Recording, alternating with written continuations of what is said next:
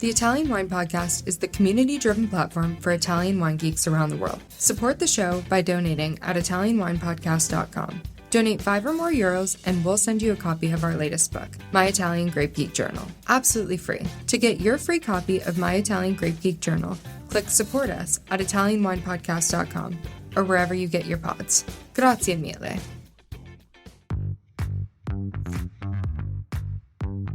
Welcome to this special Italian Wine Podcast broadcast. This episode is a recording off Clubhouse, the popular drop-in audio chat. This Clubhouse session was taken from the Wine Business Club and Italian Wine Club. Listen in as wine lovers and experts alike engage in some great conversation on a range of topics in wine. If you enjoy listening, please consider donating through ItalianWinepodcast.com. Any amount helps cover equipment, production, and publication costs. And remember to subscribe and rate our show wherever you tune in.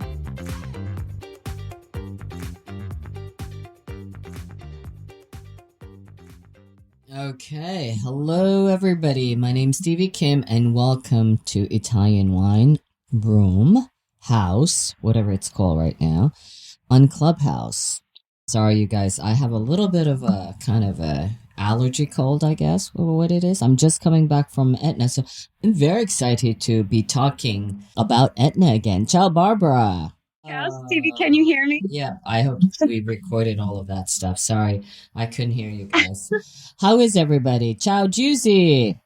Hello to everyone. Ciao, Giusi Calcagno. We're having our star, Barbara Fitzgerald, coming back to host another Ambassadors Corner. As you know, this is where one of our ambassadors at large, once again, it's Barbara Fitzgerald. She has been acclimated as Italian wine ambassador, have been very active in the community since last year. And Laika, ciao Laika, come stai? Hi Stevie, I'm okay. I know you're in Modena, right? Yeah, I am in Modena. Okay. We had two, I suppose, Clubhouse this week, right? Yes. So one is this one, and the other one, actually, no, it was supposed to be last Tuesday, but the producer had to postpone it. So it's not. Okay, already. Okay. What's coming up next week?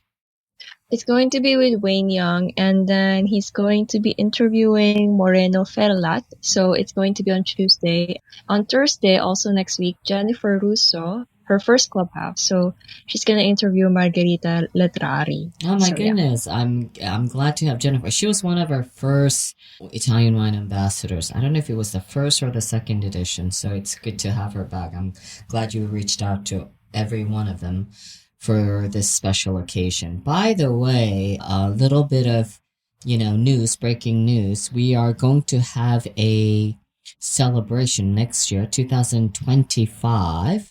Just before Vinitaly, I suppose, when Via finishes, because Via will be on its 10th year anniversary in 2025. We started on 2015.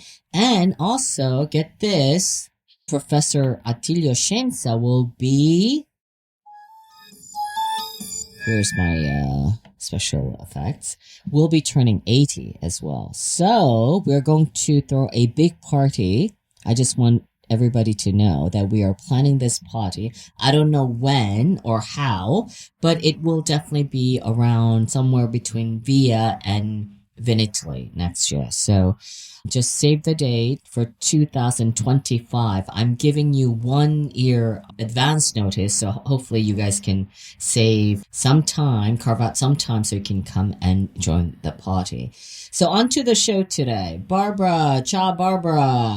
Ciao, Stevie. So nice to hear your voice. Where are you? I have a bit of a cold. I sound like a man. But... No, you sound like a powerful woman. Yeah. I am in Sonoma County right now. Right. What's the weather like there now? It's pretty, so what we go through in the spring is generally warm days. So, in Fahrenheit, it's like 75, 80, and Celsius, like around 20. But we have really, really cold mornings. Like right now, it is so gray and foggy, but it'll burn off around noontime. Okay, because here it's still raining, and we're the producers are getting a little worried. Also, I was in Etna. I guess you'll be talking to Giusi about that. Everyone's a little Yeah. bit worried because last year, as you know, the harvest was pretty harsh, or the Yeah. lackluster lack thereof, due to peronospora, and it's still very, very wet. Hopefully, the sun will be coming out very, very soon. So, listen, Yes. I'm going to let you start the show soon, but why did you choose Giusi Calcagno to be on the call with you today? Well, I was part of the Gita Scholastica in Sicily last fall, which was like such a transformational experience for Yeah, me because I'd I was actually, there, right? yeah. And I'd actually been to Taormina and Etna before, and But not Nerello with Mascalese has us. been, yeah, exactly. I've loved Nerello Mascalese for the last decade. It's been in my consciousness, but still, it was like a renaissance for me, like an Etna renaissance. And just being there and meeting so many producers and seeing so many ancient vineyards. And one of the things that really struck me when you're there is that you feel how much the volcano in the area is infused with so many transplants from elsewhere in Italy or around the world, because you can't help but fall in love with Etna and recognize its potential for vineyards and wines. But then, of course, there's all the people who've been rooted there for generations. And I like to say they've been kind of quietly keeping this secret for a while, this best kept secret of Etna Rosso and Etna Biancos. So Giusi is one of those natives, and I'm really thrilled to have her here today. Her family's been farming on Etna for 4 generations. And so I just think it's so exciting to hear from this perspective. Yeah, I mean, this is like, I'm getting a very deep dive into Etna the past few days because last week on Monday, I did a bit of a tasting with Franco Nelson. He was releasing his new vintage, so that was pretty exciting. As you know, his wine Magma fetches 500 euros per Yes, bottle. amazing. Crazy. He's done a fantastic job in terms of brand positioning. He's of course an interesting character himself. So I conducted this tasting with a bunch of Psalms. So that was cool. And then, of course, towards the end of the week, we went to Etna because, I was inducted as the madrina, the godmother. I don't know what that means, of the Contadino. Auguri, complimenti. Yeah, so that was a lot of fun. It was kind of cold in the beginning, but I see Cynthia in the room. She came down as well. It was so much fun. And then I'm still posting from Etna. There's so much excitement around Etna, even now more than ever, I think. So today, getting back to your call today with Calcagno, how did you discover Calcagno? I guess when you were on the trip or before that? No, I discovered them there. So I got to have dinner with Giusi and her father and some other small producers from Etna at San Giorgio di Drago in Randazzo, which was fantastic food if anyone goes to Randazzo. But I got to sit right across from them, and both Giusi and her father were so soft-spoken but so sincere. And I really found the same to be true of their wines. They have these beautiful, precise wines that I thought really not just recalled like the flavors of Etna, but the energy of it too. Because, Etna has this like ineffable quality of being both very quietly powerful and incredibly generous. And I found that in their wines too. So I met them again at Vinitaly, Sure. And I got to taste their wines again. And that really solidified my admiration for their portfolio. So, Barbara, what are the learning objectives? What are the geeky stuff that we're going to be learning today? I really want everyone to get a sense of what does it mean to be native to Etna. So, of course, in terms of winemaking heritage, but also even from a more general perspective.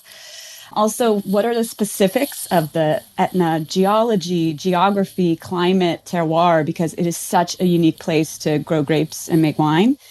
And then lastly, I really want to take a little bit more of a deep dive into Caricante, Etna Bianco, because in my anecdotal experience, it seems like consumers haven't fully yet understood the potential of this magnificent wine. Okay, so over to you, Barbara and Giusi. So I will mute myself, and then we'll be coming back towards the end of the show.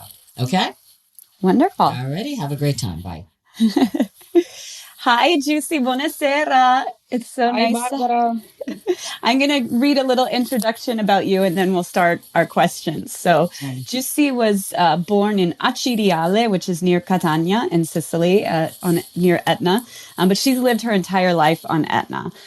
She studied European languages and cultures at the University of Catania with a thesis in comparative literature. And her life and her studies have really provided her with several opportunities to meet diverse people from around the globe and acquire what she calls a good spirit of adaptation. Yeah. She currently teaches Italian to foreigners and refugees, where she continues to learn how connected people are. Giusi loves writing and traveling, and she's collaborated for several years with local newspapers and recently won a literary prize for her poem titled Vineyard in Summer. She says that one of the most beautiful experiences she's ever had was working on a project in Lithuania to help develop language that would be more attentive to hate speech. Giusi loves wine. She recently took her WSET Level 2 exam and has always been studying with her family, continues to do that. And she thanks the experience and wisdom of her father and uncle and their winemaker, Alessandro Biancolin. She's also a very active member of the Donna del Vino, and she's proud to be part of the group that tells the story of women in wine and advances women in this sector. So she currently lives near Randazzo and is very active in her community to help preserve the culture and heritage of this unique place. So welcome, Giusi. Thanks for your introduction, Barbara. It's my pleasure. Well, let's get right into our questions. So we got to read your biography, but I would love for you to tell us a little bit about yourself in your own words, and also your family's history on Etna. Of course. I'm the fifth generation of a long story on Etna North of what was first of all a family, then a winery, and now a family winery together.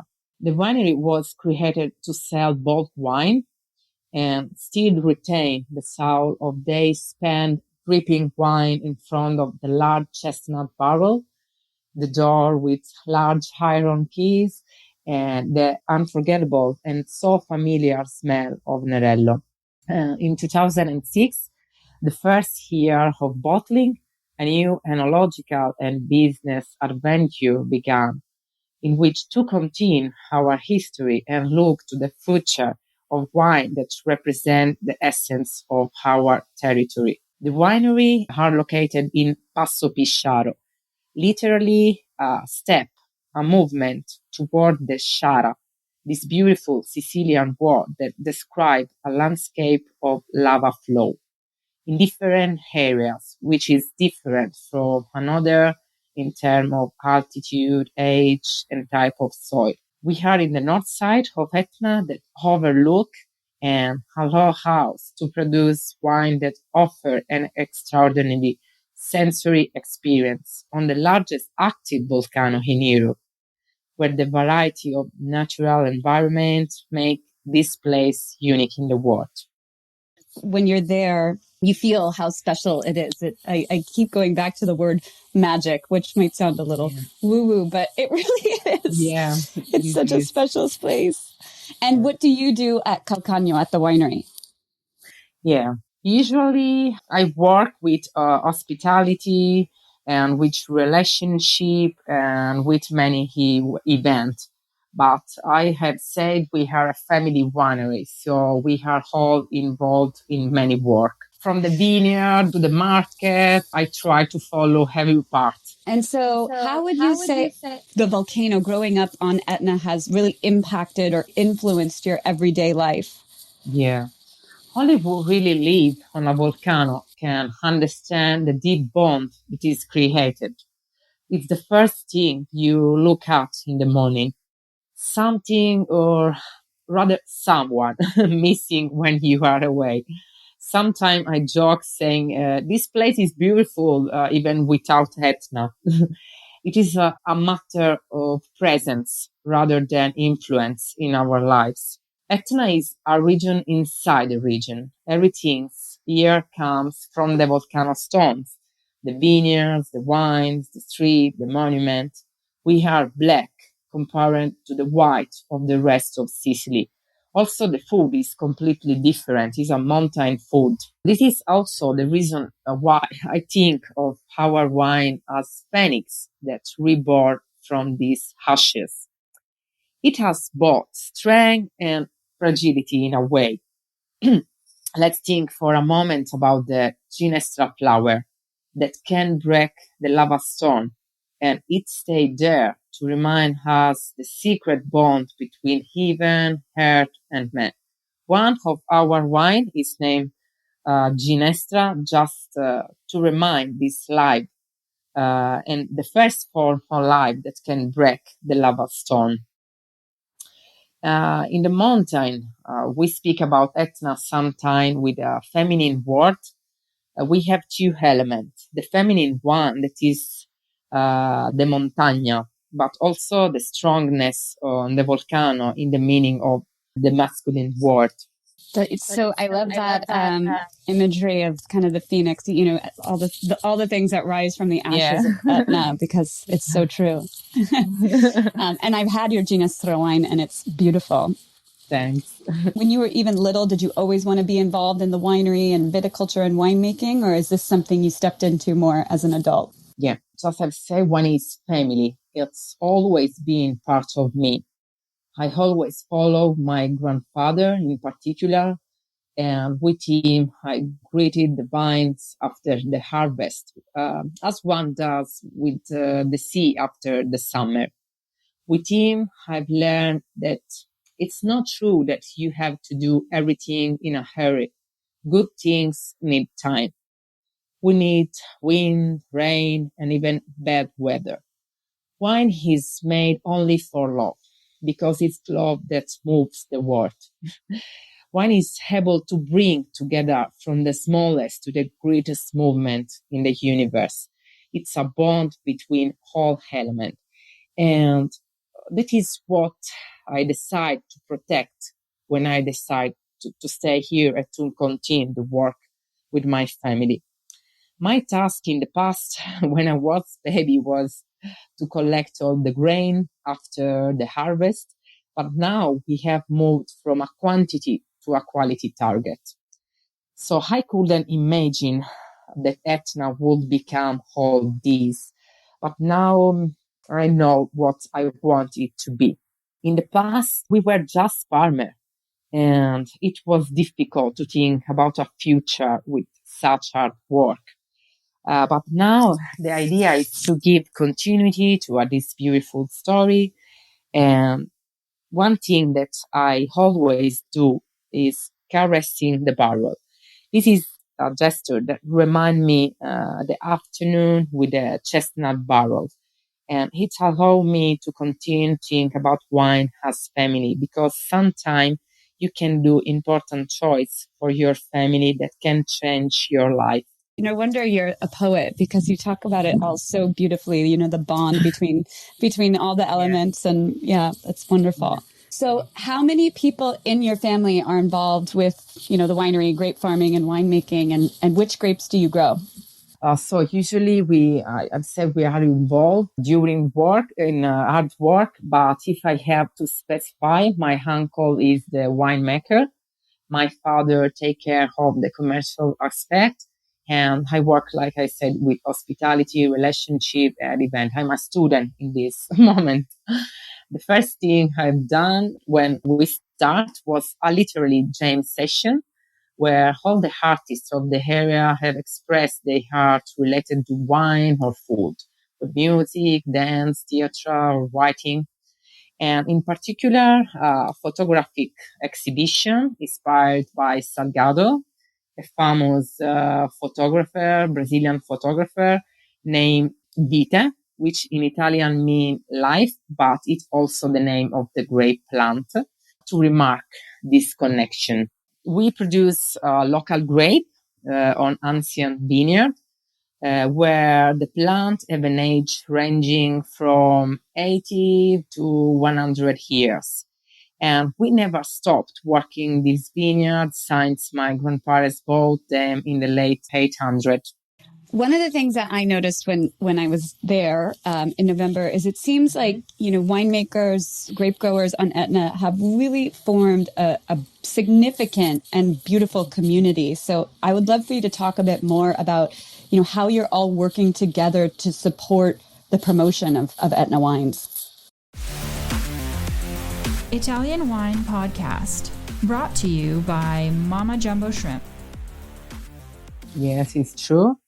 What is called the Etna Revolution, born from a community.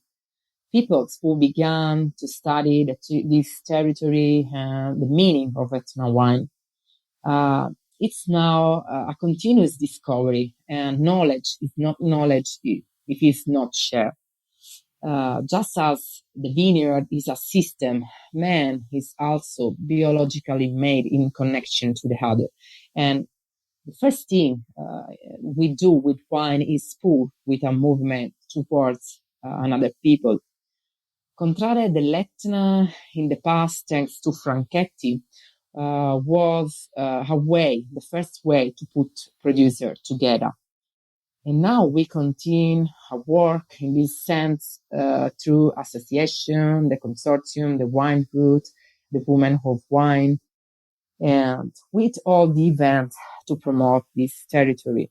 But we have also a chat named the Winemaker of Etna, where we talk about a lot of things. We include ourselves in choices and difficulties. And I think that the most important things, and we always test everyone's wine with dinner, and if it's necessary, and of course it is with parties. I really want to commend all of you on Etna because, 25 years ago, nobody was drinking wines from Etna. And now suddenly you're being compared to the great Burgundies of the world. And I think it's so well deserved. So truly complimenti because you guys did that all together. In the past, we think about Nerello how the cousin of the Pinot Noir, but now we are proud now, of our work. Now Pinot Noir is the cousin of Nerello. Yeah. Okay, so how many hectares of grapes do you grow and how many bottles do you produce? We have in total 7 hectares. And my grandparents' vineyards are all on the north side. For the white wines, we take the grape, the Caricante grape in Milo, in the area of Etna Bianco Superior.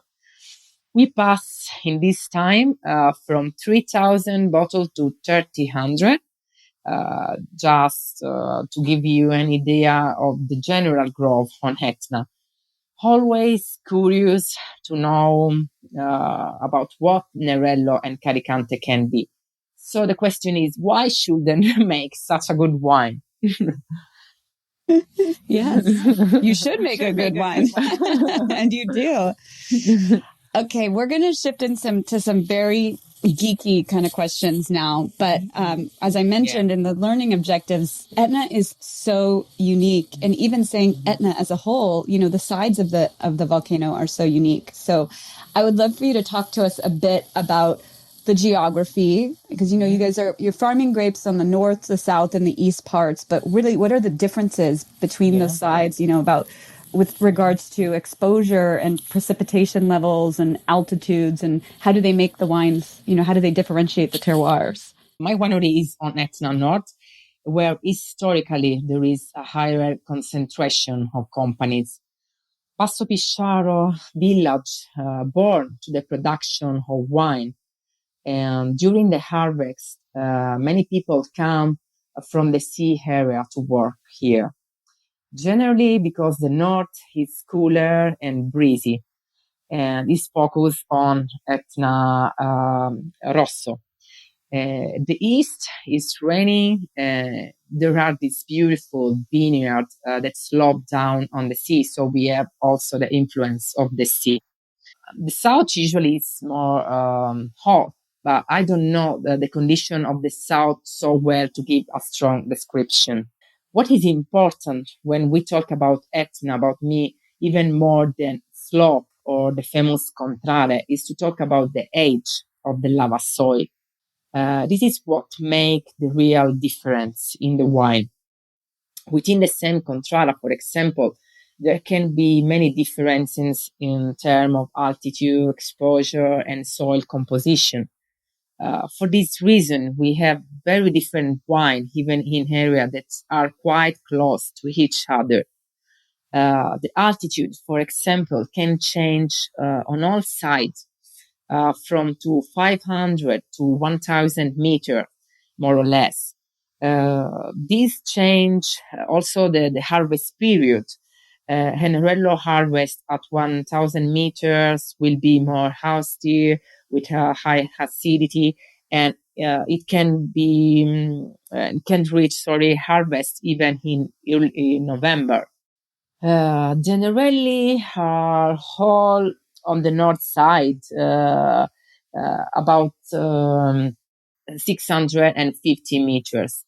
And the Caricantle is partly to the north and partly to the east at about 750 meters. The lava soil are very fertile, of course. This is due to the composition of different elements, sulfur, iron, mineral, but it is still the different age of the lava flow which determine the characteristic of the soil, of the wine. Where the lava soil is ancient, for example, in some cases very difficult to recognize the age, the soil is more lava ash. In the younger soil, there are more stone, like broken stone, for example. Yeah, absolutely. And so where your vineyard is it more of that like sandy, hashy, or is it more rocky? We have two different wines in two different contrada. And Arcuria, for example, has a very old soil. And the last day we are here in the winery, my friend that studied the story of Passo Pisciaro, we check about the lava soil maps, and it's very difficult to understand age. So some lava soil can be also prehistoric. But in Arcuria, we have ashes, and in Feudo di Mezzo, the other contrada that is distant from Arcuria only 2 kilometers about, we have a big rock of lava stone. And so notwithstanding the same process of vinification, we have two wines completely different. And how would you explain, what do you notice in the characteristics of the wine from the sandier soil versus the wine from the rockier soil? From the rocky. If I compare with my wine, Arcuria and Feudo, usually also because in Arcuria we have more presence of Nerello Mascalese. When I speak of Nerelli, I speak about Nerello Mascalese and Nerello Cappuccio. This mixes in the vineyard because Nerello Mascalese usually is very tannic and the color is very light, and Nerello Cappuccio can give velvet and color. How my grandfather lent me. And in Arcuria, both of them are very elegant wine. But in Arcuria, usually, sometimes the vintage can change everything, of course. But we have more balsamic notes and more velvet. Feudo usually is a strong character, has a strong character, and more minerality in this. Yeah. You can, receive more minerality. Absolutely. And so thank you so much for also explaining, the different factors of the soil and all of that, because it's true. It does make such a difference in how the wines present. So another thing that I love about being on Etna is, let's talk about the palmento, which is so important in your winemaking. And can you tell us a little bit about the history of this and how your family still uses palmento today? Yeah. The palmento was the Etna viticulture. It was used in the past to crush and ferment the wine. That is a fundamental food for the population. The grape was crushed with feet and was a magic word for children in lava stone tank. And then through a system of gravity, the mass was collected in a tank below. The skin was pressed through a system of lever. In our vineyard, there is a very hot one. It's always very charming. Now it is used as a small museum where there are ancient traditional tools used for winemaking, and it is also a place for testing. My family used it until the early 80s. And obviously, its importance is linked to the historical memory. A very beautiful things that unfortunately has been lost are the famous song of the Falmento that helped the worker and made everything like a theater scene. I also know from my grandparents that men who worked in the Palmento were given meat as a meal during the harvest because it was an hard work. Wow, so interesting. They're made out of lava stone, right? Yeah. Palmento. Yeah. Yes, in the Palmento, yes. And do you think that, I didn't ask you this before, but how do you think that that kind of continued contact with the lava stone, do you think it shows up in the wine too? Do you think it affects the minerality of the wine, or? It can be a possibility. Let's then also talk about Caricante because, like I said, also in the learning objectives, I feel like maybe people aren't really aware of how incredible these wines can be, because even in my time on Etna, I was blown away by the diversity and the ageability and the complexity of this grape. So again, I said that you guys are being compared often to Burgundy, and I kept thinking like this is the quality of a white Burgundy, but it feels like people aren't talking about it in that way yet. So what I noticed is Caricante often starts with very subtle flavors, and over time they develop into something truly remarkable. So what indicators do you look for in young Caricante that might predict their future development and evolution? This is completely true.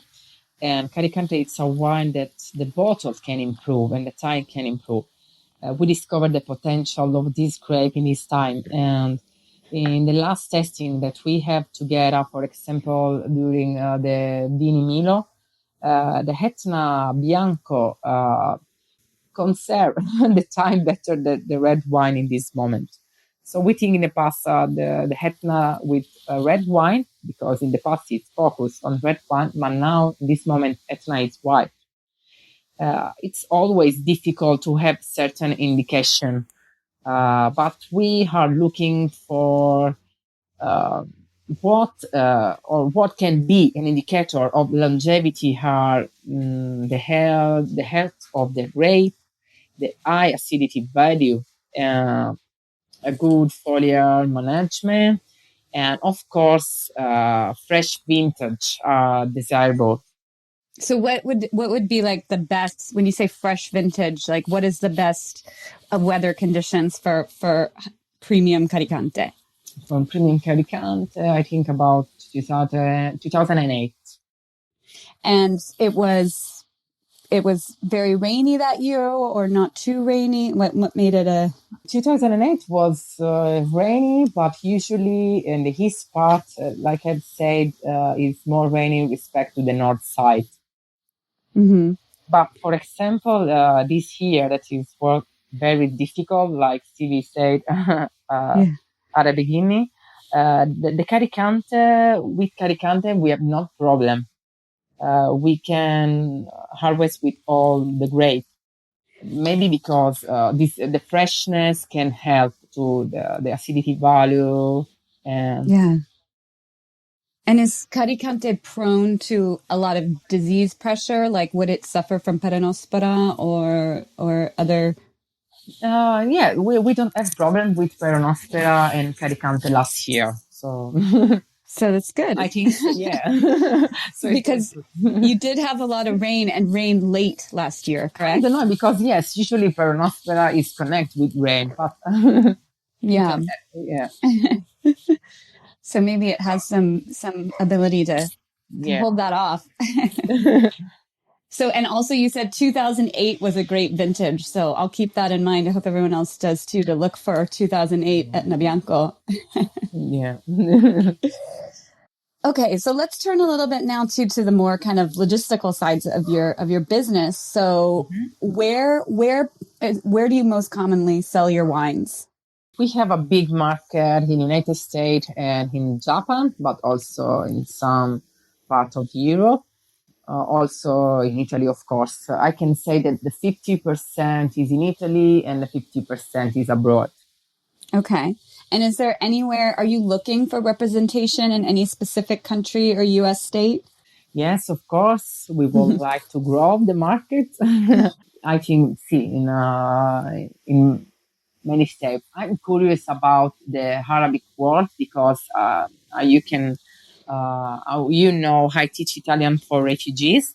And so I'm curious about this culture. I'm interested in this country. I know that it's very difficult because the religion, but I'm curious about the connection with wine in this country. Yeah. So I don't know. And what are the states, the U.S. states that you currently sell in right now? Now in the New York State, California, and Florida. I've been in Florida last month. Oh, okay. I hope you had nice weather there. Yeah. But that's, so yeah, hopefully maybe somebody's listening in another state. They can, if somebody did want to connect with you about, helping you to distribute your wines, how would they reach you? Thanks. I can think about. But if somebody wanted to talk to you, should they email you or?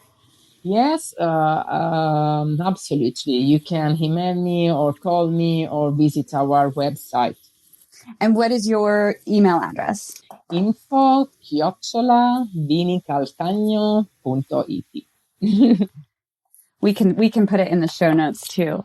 But yes, it's always so nice to have people try your wines. I hope. So you mentioned that you do hospitality. So I'm assuming, so yes, people can visit your winery, right?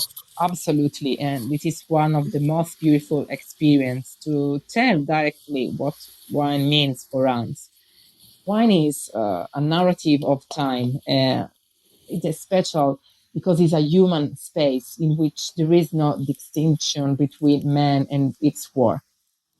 One is a landscape. So if you can see directly this landscape that define a place within ourselves, it's a flower that comes from memory. So if you can come in our winery, you can touch everything. And gosh, like I said, I just love the way you talk about everything. It's so poetic. And so when people come to visit you, what is the tour like? Do you take them through the vineyard and then they taste wine or?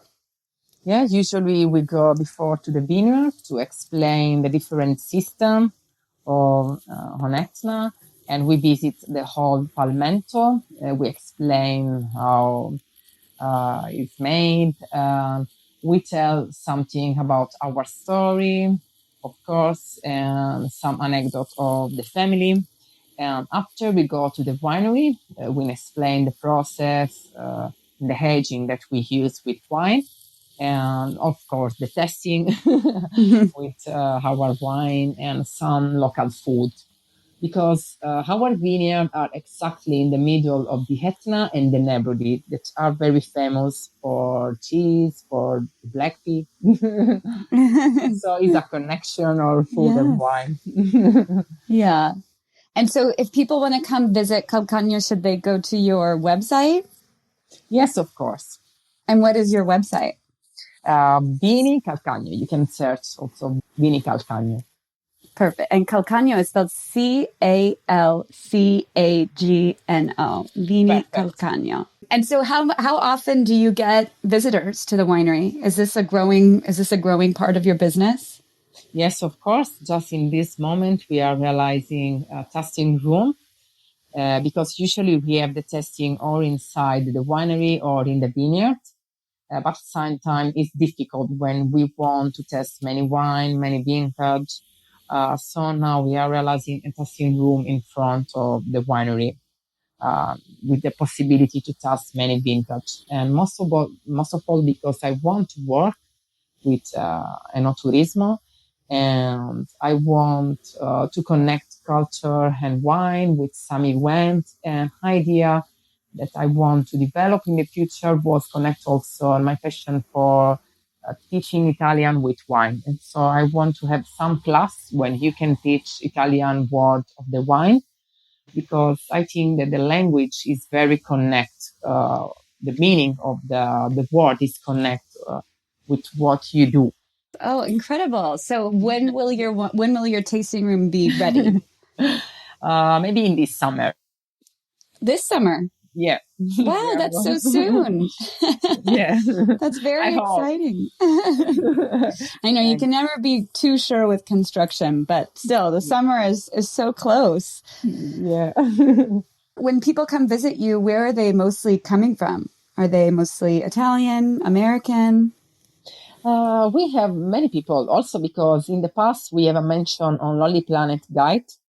So many people come from all over the world, and I don't know this. And but most of all, we have, yes, American people, but also from north of Europe, many people, and from Japan. Yeah. And so when also people come to visit the winery, they can buy wines directly from you, right? Of course. Yes, of course. Are you able to ship wines too, or do they just take wines with them? Yeah. You can ship. The only difficulty sometimes is the cost of the shipping. Yeah. I'm trying to drive home the point that everyone should go to Sicily and go to Etna and go visit Calcagno. I'm waiting from you. Yes. Wine is connection, so it's the best part. Exactly. It's what I think makes the work that we get to do feel so special because, we're social beings. We're meant to connect to each other. Yeah.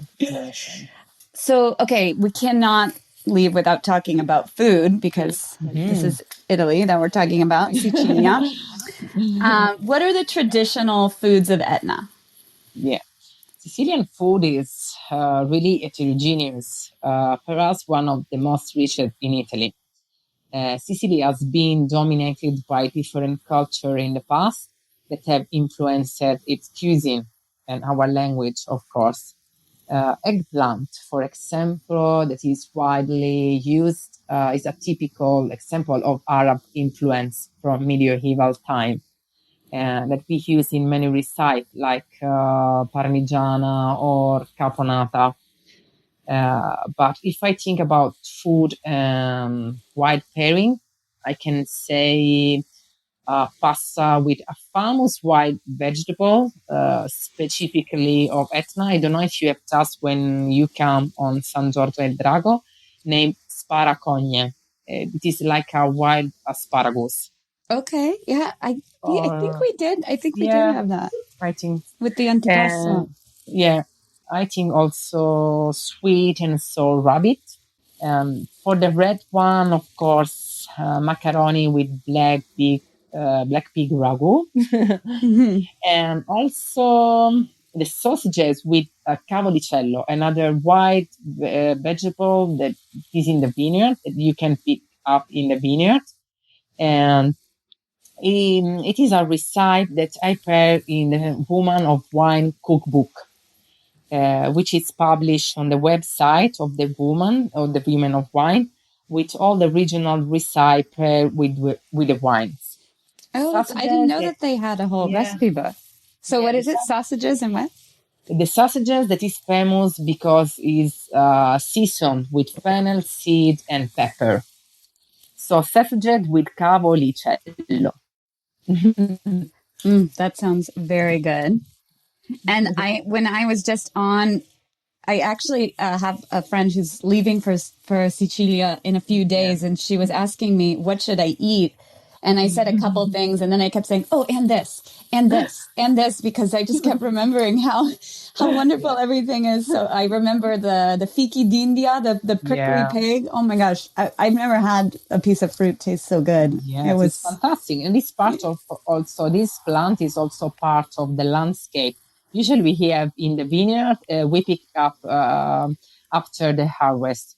Yes, so that harvest is just after the grape. Memory that I have connect with the harvest. Yes. And you also have wonderful pistachio in Sicily, right? Wow. Yeah. Randazzo and Passo Pisciaro is near to Pistacchio di Bronte. Bronte is where Bronte that is famous for the pistachio. Yes. Because the volcanic soil, and it's also an hard work to pick up. Right. I also thought it was so interesting that you don't really eat fish on Etna. No, because I have said Etna is a region inside a region, and here we have mountain food. Yes. So usually you think about Sicilian food with seafood, but here we have mountain food with cheese, with salami, pistachio, mushroom, and the meat. Yeah. I want to just repeat. I mean, you said that a couple times that really Sicily is like island within an island or region within a region, because it is so different. You know, it looks different. It feels different. The weather is different than the rest of Sicily. So I remember we were in Taormina where in November, where it was still 35 Celsius, like 80 degrees Fahrenheit, and people were still swimming in the ocean in November. And then we drove up to Etna, and it was like, 15 degrees or like 55, 60 degrees. So yes, you can connect the sea, the volcano, the mountain, many elements. Yeah. Well, those were all the questions that I had for you in advance. Is there anything else that you want to share with us, or anything about your family or your wines that you want listeners to know about?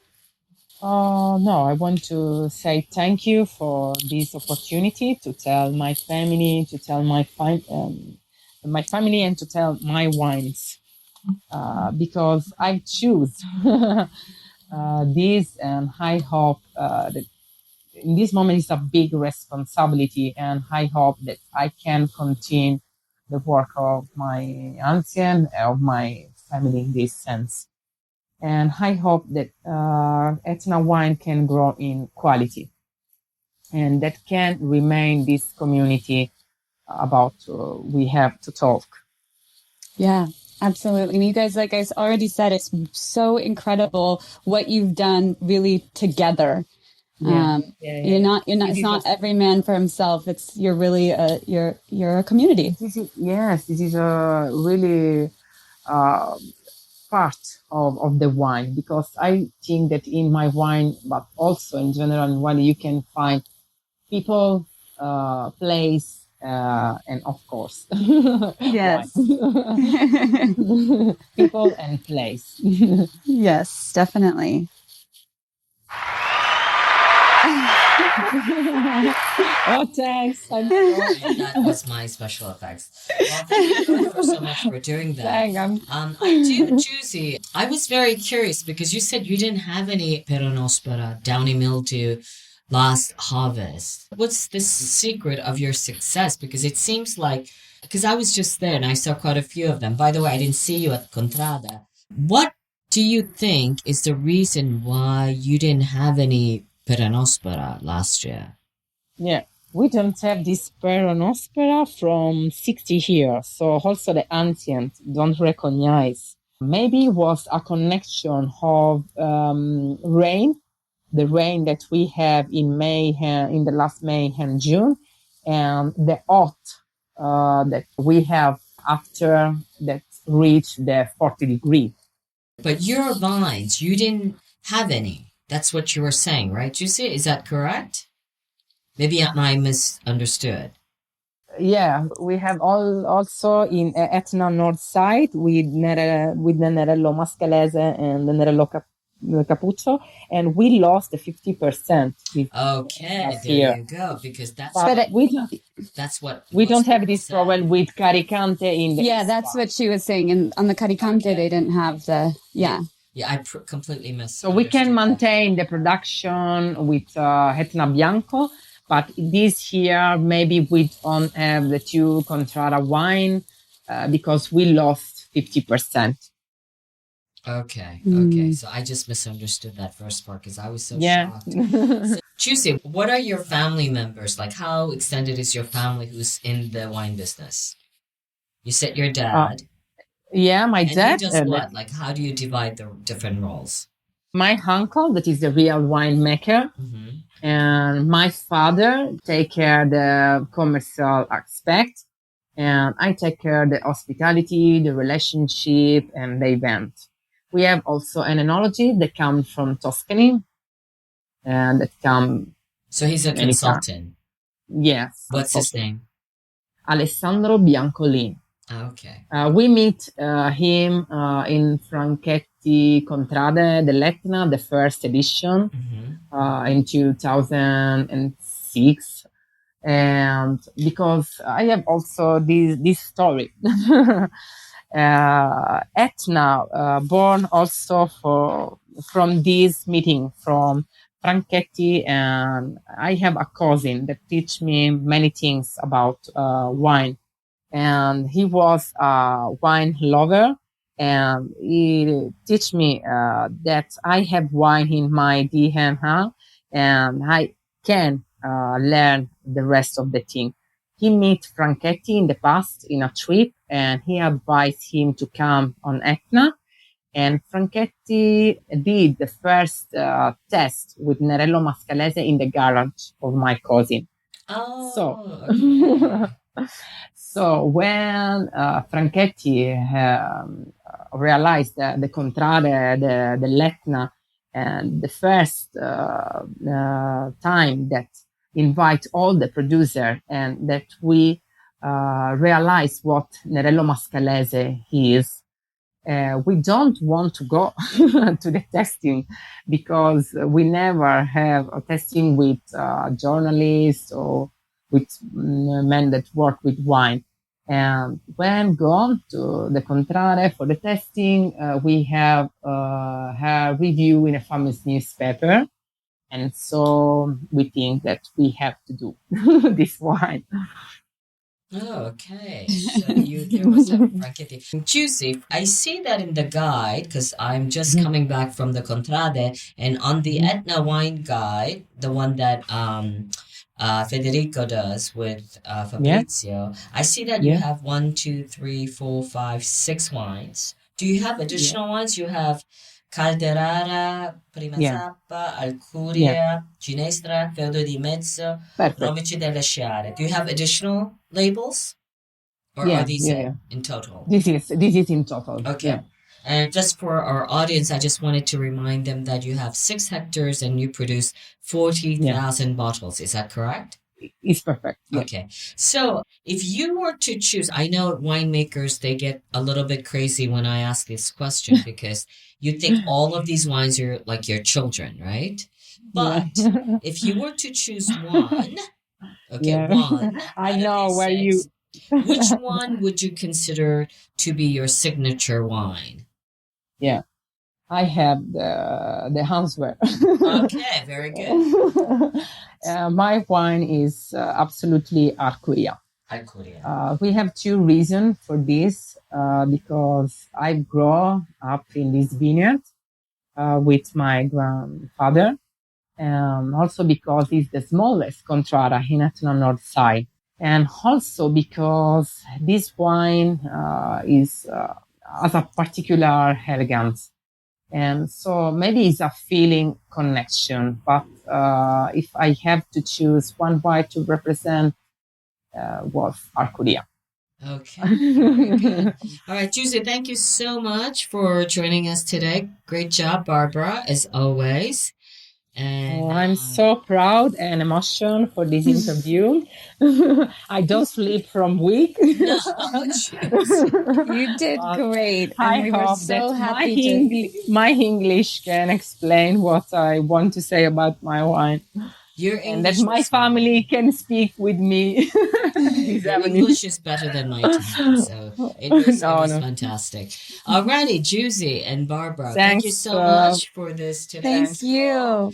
Hope to join you soon. For all the folks out there, don't forget to also hit us a follow. That would be great wherever you get your pods. And also we have the sister channel, Mama Jumbo Shrimp, where we're doing some Italian wine travel series. So thank you very much. And with that, it is a wrap. And until next time, ciao ragazzi. Ciao. Bye. Grazie. Ciao. Listen to the Italian Wine Podcast wherever you get your podcasts. We're on SoundCloud, Apple Podcasts, Spotify, Himalaya FM, and more. Don't forget to subscribe and rate the show. If you enjoy listening, please consider donating through ItalianWinePodcast.com. Any amount helps cover equipment, production, and publication costs. Until next time, cin cin.